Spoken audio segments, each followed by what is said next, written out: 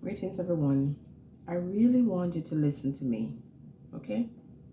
Listen carefully so that you can learn something and that you don't do some of the foolish things that I've done, all right? Last year, this time, exactly 1 year, I sold my home to somebody and I was locked into an agreement to purchase another one. And the person who wanted to buy my home, it was very clear that they had a lot of problems because we kept getting extension, asking for an extension to get their finances in order. And even though I saw that, something in my spirit was so attached to the idea of this person because I clearly saw that she really couldn't afford the home. But in my heart, I was saying, oh my gosh, I want this woman to get the house. She is in love with it and these obstacles are in her way and I'm going to help her make it happen. After extension for 3 times until I got fed up, finally they said they would close on this day last year. And when the day came, they could not close. By this time, I had my stuff in storage. I was staying at an Airbnb, and it just felt like the dominoes were falling. What is the point of telling you that? To say that even though I saw the red flags and I saw the signs, I was moving on emotion, feeling sorry for somebody who I had no business feeling sorry for. Okay? A lot of us get close to people that we feel sorry for and we make decisions that ultimately hurt us. Now, we live in societies that promote religion and they tell you that, money is evil. They tell you to give away everything that you have. The older folks say, give away your AS and you finish it and do it through your ribs. And so I have lived like that for a long, long time, taking on other people's problems that I clearly had no business taking on. Such a huge investment for me. And here I am worried about somebody. I actually stopped doing viewings because I don't know why. I kept saying, give it to her. Oh, she's struggling and she's just wanting to have a dream home and the possibility and you name it. I say all of this to say that a lot of us spend our time thinking that money is a bad thing, or we think that, oh, when people are evil or wicked, they're going to get punished. And I'm telling you, it's time for you to stop looking at life that way. People who work in a nursing home often tell stories about these individuals who are very wealthy.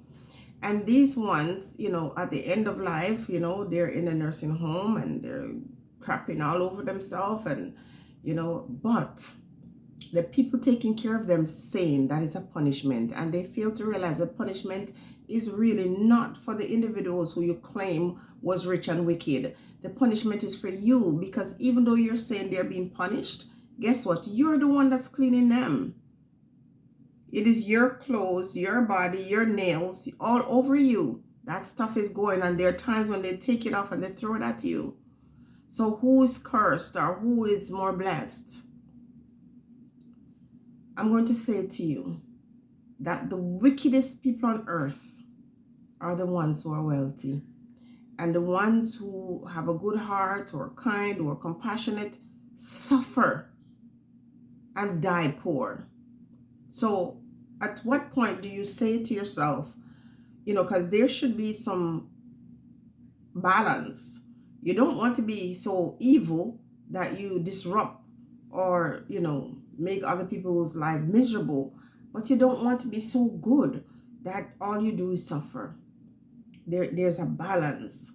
And to want more in life is not a bad thing.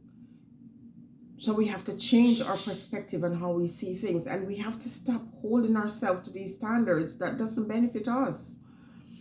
I don't think there's another human being on the planet that has a softer heart than I do. Recognize your power, your strength, your weakness. But that is a weakness. I have suffered because of it. I've lost so much because of it. I'm always crawling and scratching from the surface, trying to get ahead. It's only because I have what they call ambition. Why I'm not a bum on the street. And it's not because I'm so blessed that I'm in this position that I'm in, where I'm groveling. It's because of determination. Okay? So the one who is doing the thing and throwing it against the wall is not cursed, because you're the one that's there cleaning them. So you're still their maid, you're still their servant. Donald Trump is a president of the United States of America. You know his history, you know his plans. And if any of you have a spirit of discernment, you know exactly who Donald Trump is. But he will get the opportunity to run this world, to lead with a iron fist, to do the most.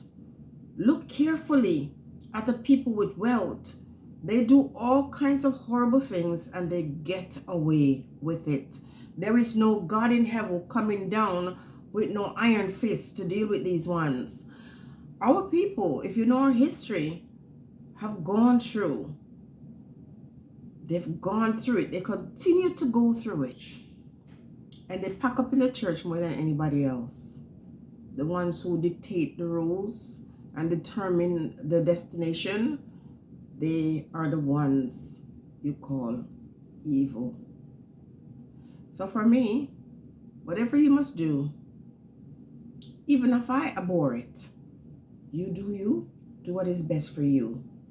I no longer allow certain contexts to govern my choices and decision in life. I no longer just look at people and say, because your lifestyle or the choices that you make are not the ones I would make. I don't use that to condemn anybody.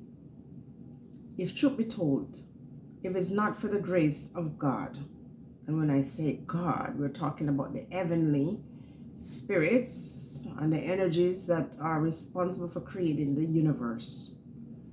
If it not for certain guiding principles, I would just do anything. So there's a balance for me. There's a balance for me. But wickedness can't done. And wicked people trust and believe. It seems like whatever they're serving seems to be working so well for them. So I can't see God as this entity that sits in heaven with a gravel waiting to hunt them. And I can't see the devil as some horned being. Both energy exist in people, what is considered to be good and evil, and one cannot operate without the other. The woman eventually closed on her home and I moved to mine, but that negativity followed me, that negative energy, and I learned a big lesson from it.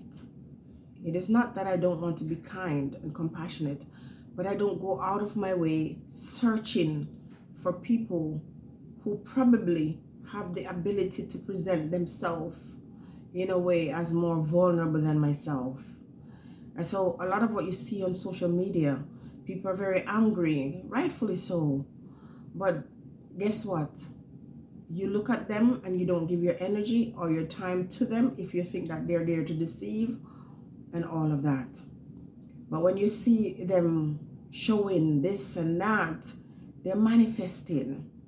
They're manifesting the reality they want. So a lot of it is our lies. The pretense, the bravado, a lot of it is not true. It's just giving you the impression that it's real. But if you can do that, and everything that I've ever manifested in my life has come from a place where I was at the lowest point of my life and I refused to give in. Again, I told you guys that I will share more before the year ends. But I'm going to say that I am very cautious about how I view people in terms of their desire to have more. In the very beginning of some of the drama that was unfolding, I could clearly see that a lot of persons were angry because, not because a person had done wrong or possibly could have done wrong, but because of what they possess. We all want more for our life. Not everyone wants material things. Let's keep that clear. There are people who would rather die in poverty, but some people don't want it, and so they will do it at any means necessary. Again, I'm going to say that people you say are evil or wicked, they're thriving, they're winning. The most vicious on earth are the ones who have the foot at the neck of others.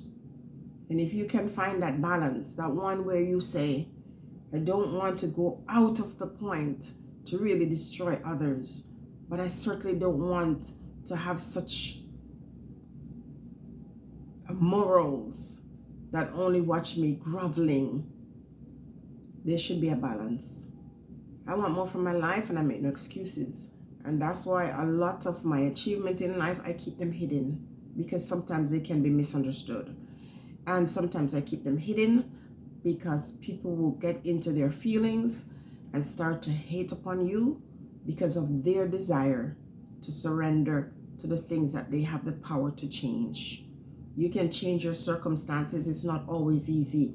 But a lot of time we are broke, we are hungry, we are poor, we are desolate, we are angry because we hold on to these values that do nothing but destroy you and your ability to have change in your life. When you are saying God is punishing these ones, it's not true. And if you look at the concept as you are taught in the Black community as far as religion is concerned, it clearly shows that these devils, these demons are the ones who are being governed and blessed.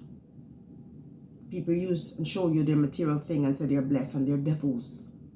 So you find your balance and you decide where you want to go in life and how you want to go, and you determine your own destiny and your own path to take to achieve that. Stay blessed, everyone.